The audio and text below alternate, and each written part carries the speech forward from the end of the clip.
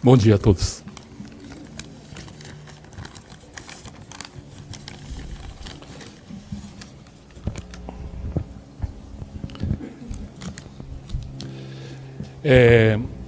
Essa semana que passou, tivemos o privilégio de viajar para Portugal e Itália,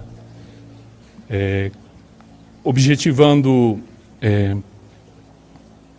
conhecer os locais sagrados desses países e também poder trazer, né, materiais para a torre e para cá, para o templo, né, e também visitar, né, as pessoas que lá assistem às aulas do reverendo e, em Portugal, agradecer a hospitalidade e o carinho de Dona Maria de Fátima e a filha.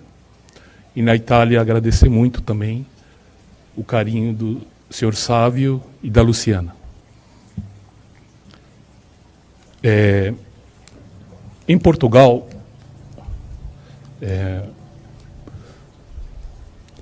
o objetivo foi conhecer o local mais sagrado de Portugal, né, que é das aparições de Fátima, né, quer dizer, na cidade de Fátima. E tivemos o privilégio de conhecer o local onde teve a aparição, né. E na frente da capela onde a Nossa Senhora apareceu para as três crianças, né, Lúcia, Francisco e Jacinta,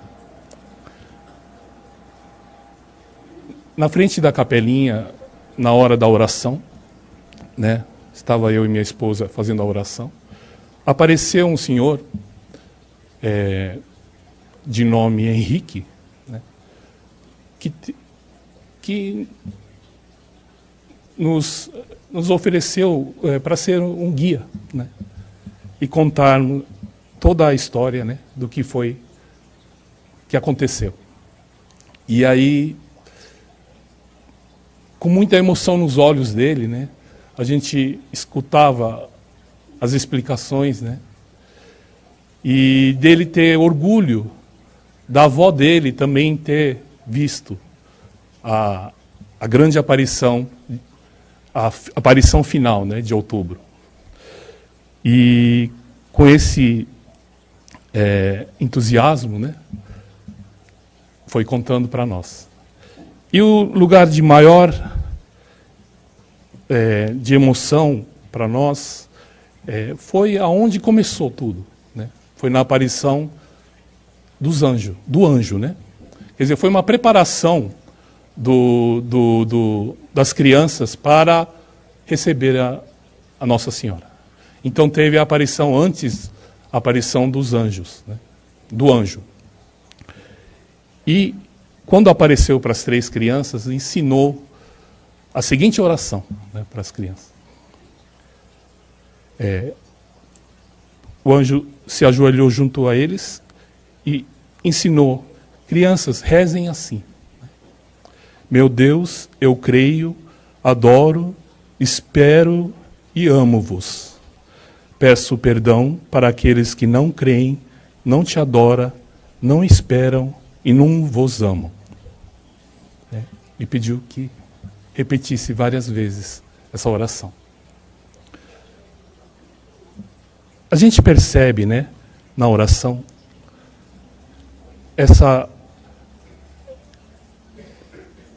do perdão do pecado, né? Pedir para os que não creem o perdão do pecado, né? O que nós aqui, quando ministramos de orei, o que a gente pede, né? Pede que a luz de Deus queime as máculas da pessoa sentada em frente, né? Então, esse espírito, né, de pedir o perdão para a pessoa, né, pedir a Deus que interceda e que essa pessoa receba a luz, né? E purifique a alma, né? Então, eu entendi bem a necessidade de a gente sentar na frente para ministrar Jorei com esse espírito, né? Porque a gente acaba misturando muito e estamos preocupados com outras coisas, né? E acaba fazendo um Jorei mecânico, né? Mecanicamente. Mas a necessidade deste sentimento, né? E por que a aparição para 3 crianças, né? Podia ter aparecido para um professor de faculdade, né? Para um bispo prominente, um famoso bispo, ou intelectuais da época, né? Por que escolheu 3 crianças de uma vila, né, bastante humilde?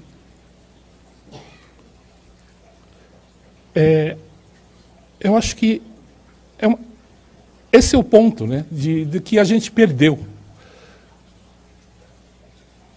O que o reverendo sempre pedia, que a gente refletisse bastante, essa perca da inocência, ao mesmo tempo da religiosidade, né?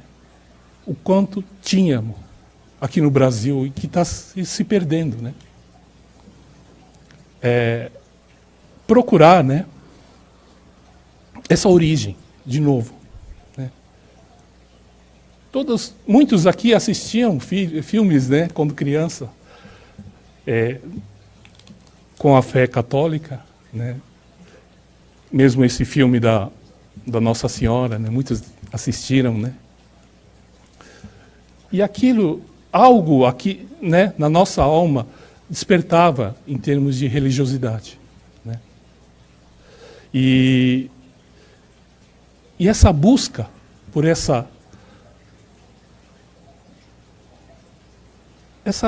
amor, né, às divindades, né? Então, depois, as crianças foram preparados para receber a Nossa Senhora, tiveram a visão da Nossa Senhora, pediram para as crianças que ficassem em segredo, né? Mas eles tiveram bastante sofrimento, né? Sofrimento, pressão dos familiares, né? De que isso era, se não era invenção deles, da cabeça deles, né? E a pressão do próprio, os religiosos da cidade, né? Chegaram até a aprender as crianças, né? Imagine isso para uma criança de menos de 10 anos, né? E mesmo assim ficando firme, né? E não revelando o que a Nossa Senhora pediu, né? E aí mostra realmente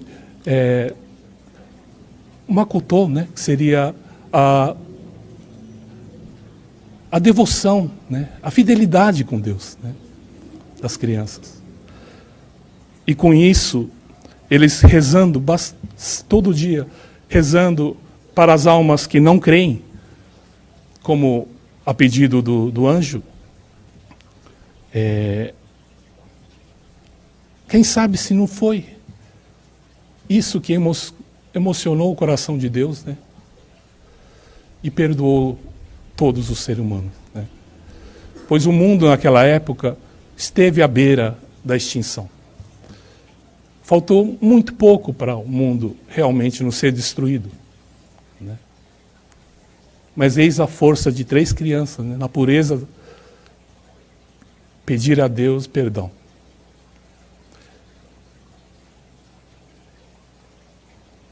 Eu acho que tudo isso nos mostrou também o quanto o Meixo Sama nos completa nesse ensino religioso, pois depois eu tive a oportunidade de também conhecer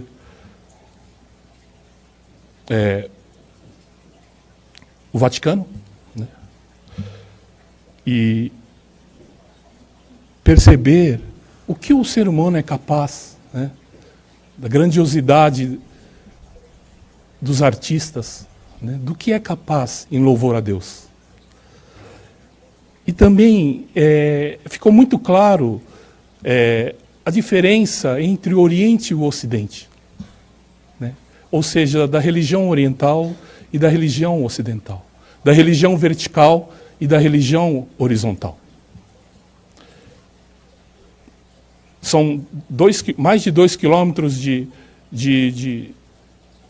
dentro do museu, com quadros simplesmente maravilhosos, mas que retratam centenas de pessoas nos quadros. E aí, o próximo quadro, mesma coisa, centenas de pessoas. Aí chega no altar, é centenas de pessoas. No próprio pátio são pessoas em pé, né? São santos, pessoas... Aí a gente percebe a horizontalidade da religião católica, né? Mostra realmente a importância do ser humano, né? E uma pequena, não é crítica, mas uma certa mistura, coisa que não acontece no Oriente, entre o divino e o ser humano. Então, dentro da catedral, existe o altar divino, mas com a mistura de muitos santos, papas, no mesmo nível, né? E já a religião oriental ou os templos orientais retratam sempre deuses, né? Retratam sempre divindades, né? E raramente retratam o homem, colocam-se homem em estátuas, né? Sempre divindades, né?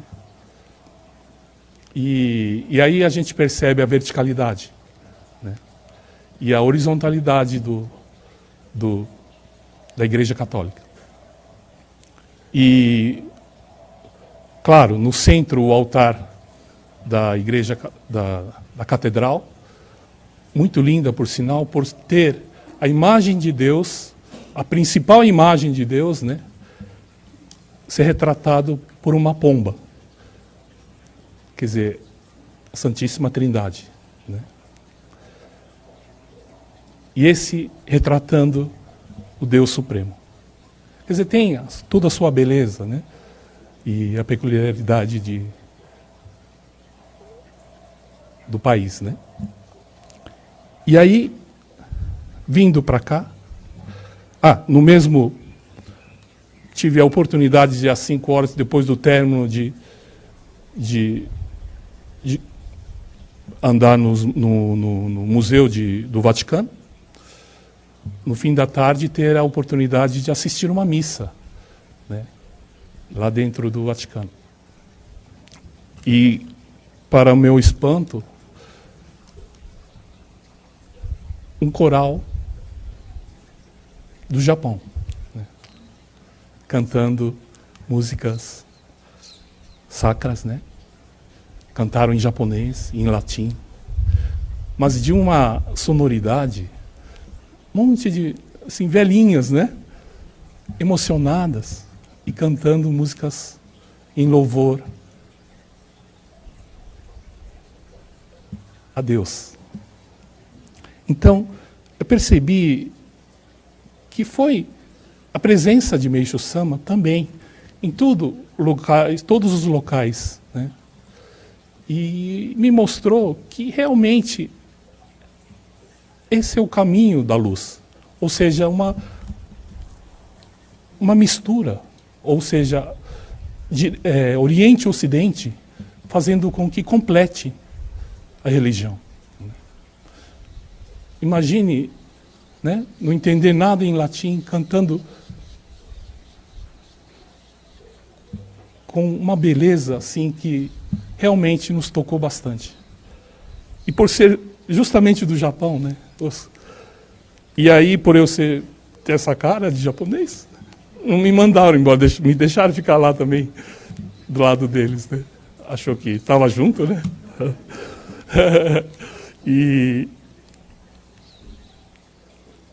Mas na volta, por coincidência, numa oração das 6 lá em Ribeirão Pires, a nossa Fátima, né, que também por coincidência é Fátima, ela leu o seguinte ensinamento. Aquele ensinamento que Meixo Sama fala da inserção da messiânica em todas as religiões, né? Que falar mal de alguma religião é falar mal da messiânica. Falar mal, tecer comentários negativos, é para a própria religião nossa. Pois é a união de toda a religião, né? E justamente a leitura desse ensinamento feito assim, aleatoriamente, me mostrou realmente que da força, né, desse Deus solar. Pois a última aparição de Nossa Senhora de Fátima foi a aparição do Sol, né? Ao meio-dia, muita gente fala que 70 mil pessoas estavam presentes, mas as autoridades calculam em até 100 mil pessoas presentes. Que na noite anterior, no dia anterior, choveu-se muito, todo mundo ensopado, né? Apareceu uma luz, um sol mais brilhante do que o comum, e que se ele abaixou para o nível do ser humano, onde estavam as pessoas, e começou a movimentar, e a girar, e a andar em zigue-zague. Que muita gente viu muitos tipos de movimento, né? E que a roupa das pessoas secou em minutos. O chão, molhados por dias de chuva, também secou em minutos. Imagine isso para 100 mil pessoas, né? E o que é para a gente isso? É como se fosse uma grande jorei coletivo, né? Dessa luz do sol, dessa luz espiritual de Kanon. E que Meixo Sama nos deu a graça maior. É isto. É da canalização. A gente aprendeu que,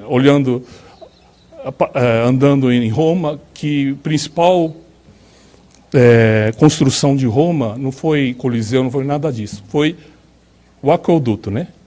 Que é a canalização da água das montanhas para a cidade.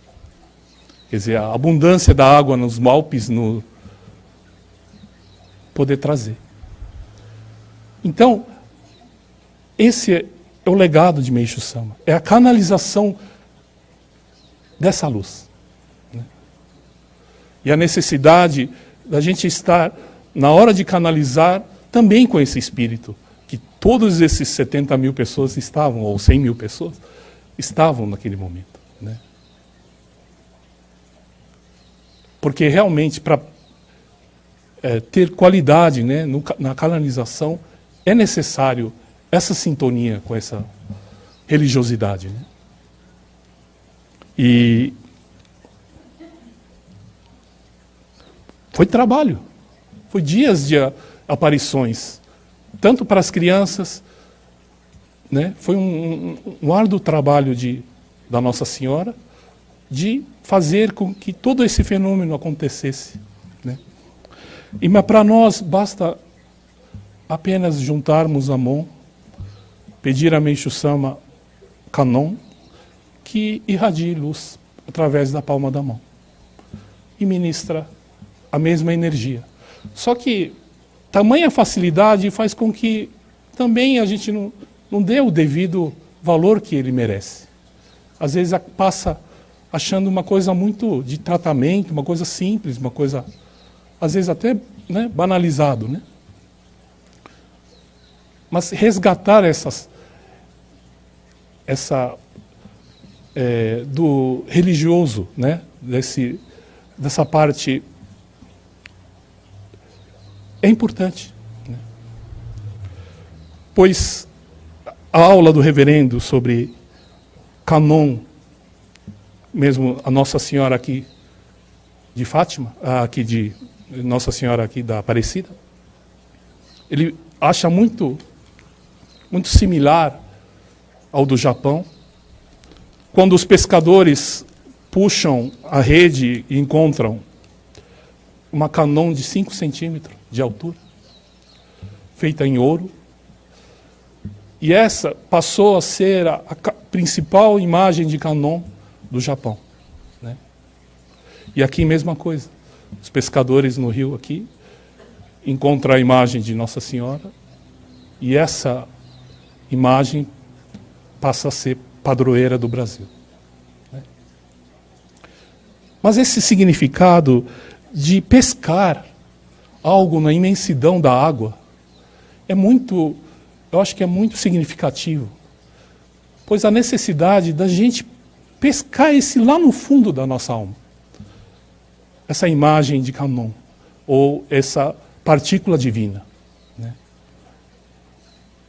Existe em todos vocês, e a gente sabe que existe, né? Em algum momento da vida de vocês, vocês sentiram ela muito forte, né? De realmente emocionar, né? E esse resgate, esse pescador, né? Meishu-sama, pescar essa partícula divina da gente. Coincidentemente, né?